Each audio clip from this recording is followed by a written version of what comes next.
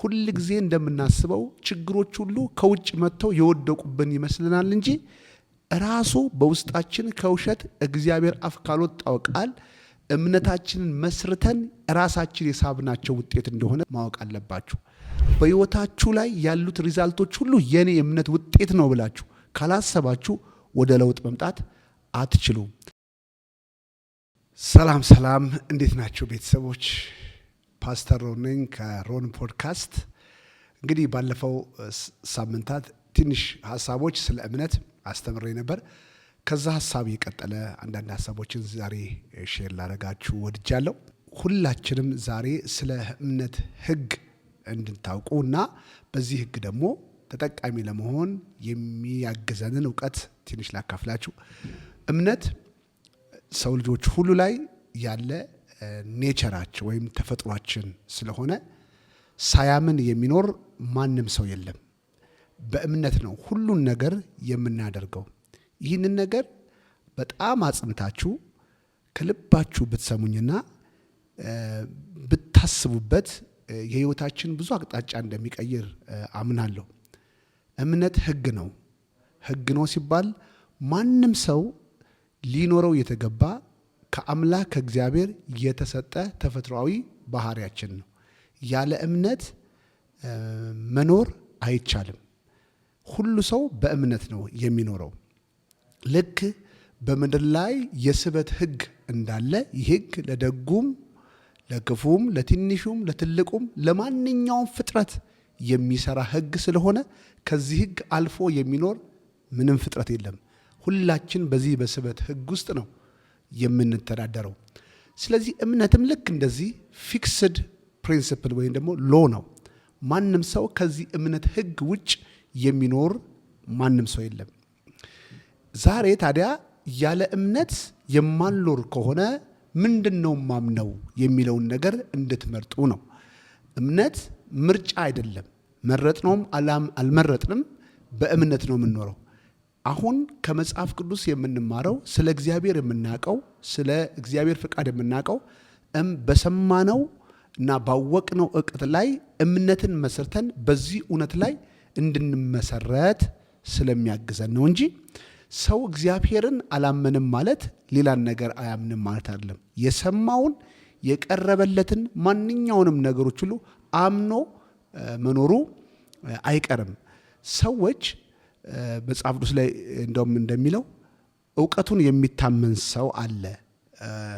የምናውቀውን እውቀት በማስተዋላችን በዚህ በአምስቱ ስሜት ሕዋሳት ህግ ውስጥ ባሉ መረጃዎች ያንን እንደ ፌዝ እንደ እምነት ቆጥረነው መኖራችን አይቀርም።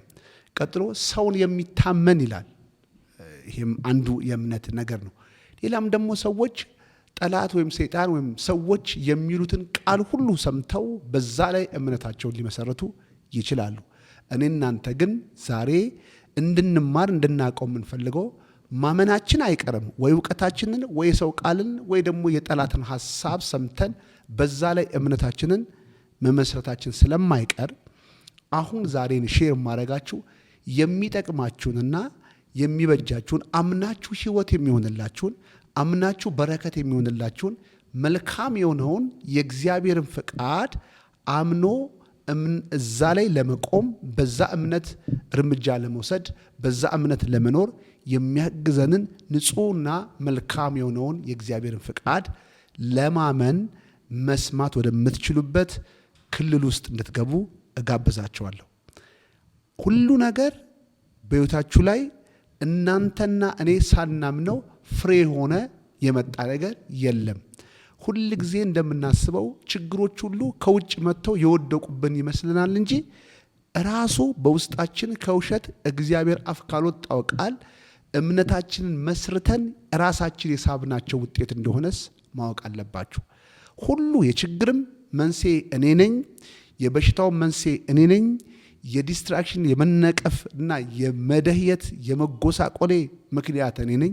ምክንያቱም እኔ ከእግዚአብሔር አፍ በማይወጣው ቃል ርቄ በኖርኩበት ዘመን ከሰው ከእውቀቴ ሰይጣን አታላይ መንፈስ የሰሟቸውን ቃሎች እንደ እውነት ቆጥሬ ስላሰብኳቸው፣ ስላለቀስኩባቸው፣ ስላዘንኩባቸው፣ ስላጸለይኩባቸው ብዙ ነገር ጊዜ አሳልፌ ስለነሱ ስላሰብኩኝ እነሱ ጊዜ እና ወቅት የጠበቁ በሕይወቴ ላይ መጥተው ብዙ ዲስትራክሽንን እንድቀበል ሆኛለሁ። አሁን ግን ዛሬ እግዚአብሔር ስላበራልኝ እናንተም ዛሬ እንድትጠቀሙ በሕይወታችሁ ላይ ያሉት ሪዛልቶች ሁሉ የኔ የእምነት ውጤት ነው ብላችሁ ካላሰባችሁ ወደ ለውጥ መምጣት አትችሉም። እና መልካም የሆነውን ፍጹም የሆነውን እና ደግሞ በጎ የሆነውን ደስ የሚያሰኘውን የእግዚአብሔርን ፍቃድ በማወቅ ደስታ የሚገኝበትን ውጤት፣ ፍጹም የሆነ ነገር የሚያስገኝ ውጤት፣ መልካም የሆነውን ነገር ማስገኘት የሚችለውን የእግዚአብሔርን ፍቃድ በማመን ሕይወታችሁን በደስታ እንድትመሩ እጋብዛችኋለሁ። የምንሰብክላችሁ ራሱ የእምነት ቃል ነው።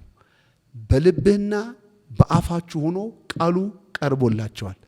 የምትሰሙትን የምታዩትን ነገሮች ሁሉ በልባችሁ አምናችሁ የሚጠቅማችሁን ነገር እንድትኖሩ መልካም ከሆነው ከእግዚአብሔር ፍቃድ ጋር ጊዜያችሁን አሳልፉ።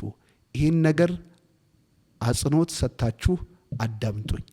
እምነት ሕግ ነው። ያለ እምነት የሚኖር ማንም ሰው የለም።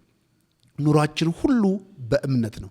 ያወቅነውን ያየነውን ነገሮች ሁሉ ወደ እምነት ገልብጠን ነው በዚህ ሕግ የምንተዳደረው እና የሚፈውሳችሁን፣ የሚያበለጽጋችሁን፣ መልካም የሚያደርጋችሁን በጎና ፍጹም የሆነውን የእግዚአብሔርን ፈቃድ በማመን ሕይወታችሁን ዛሬ መቀየር መለወጥ የምትችሉበት እድል በእጃችሁ ነው። እምነት ምርጫ አይደለም። እምነት ሕግ ነው። ግን የምታምኑትን ግን መምረጥ የእናንተ ደግሞ ነፃ የሆነ ስጦታችሁ ነው። ወይ ከእግዚአብሔር ሰምታችሁ እግዚአብሔር ላይ እምነታችሁን ኢንቨስት ታደርጋላችሁ፣ ወይ ጠላትን ሰምታችሁ ጠላት ላይ እምነታችሁን ኢንቨስት ታደርጋላችሁ። ወይ በራሳችሁ እውቀት ታምናችሁ ብዙ አዙሪት ውስጥ ልትገቡ ትችላላችሁ። እኔና ቤቴ ግን እግዚአብሔርን እናመልካለን። እግዚአብሔርን ማመንን እንመርጣለን። የእናንተስ ምርጫ ማን ይሁን? ኮሜንት ላይ ጻፉልን። ተባርካቸዋል።